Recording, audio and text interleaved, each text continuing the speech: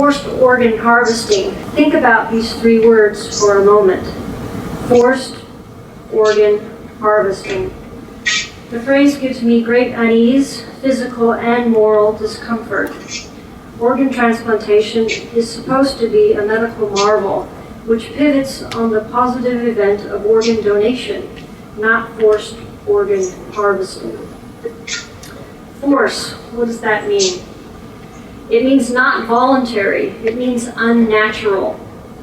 Harvest, this comes from the Latin word capere, to cut, divide, or pluck. These are not the concepts that spring to mind when one thinks of organ donation. Organ donation is a gift, not something plucked out from involuntary victims. From an ethics perspective, organ donation is the very opposite of forced organ harvesting, because organ donation has the premise of voluntariness, and the procedure itself is not a rough and tumble harvest, but rather the careful, skilled gliding of many hands in perfect sequence to reveal a beautiful treasure. Involuntariness, unnaturalness, plucking of organs, this is most definitely unethical, a violation of human rights. Yet some patients with organ failure are ready recipients for such organs. Their desperation to save their life, potentially fueled by even Australia's severe underperformance in the area of organ donation, can lead them to unethical decisions such as organ tourism and organ purchasing. The questions for us are many. Do our patients have an ethical obligation to receive only gifted organs? Yes. Our bodies are not meant to house stolen valuables in any form. Do surgeons have an ethical obligation to refuse to participate in organ harvesting?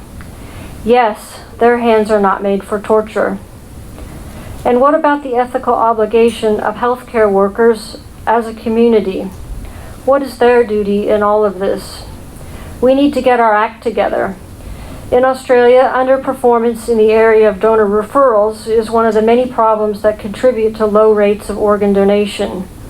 Removing conflict of interest and benchmarking against proven successful organ donation systems can move Australia forward and help shrink the gap between organ need and organ availability. The no-worry attitude common in Australia can set a reckless standards of complacency by patients and providers, where benchmarking and innovation are set aside.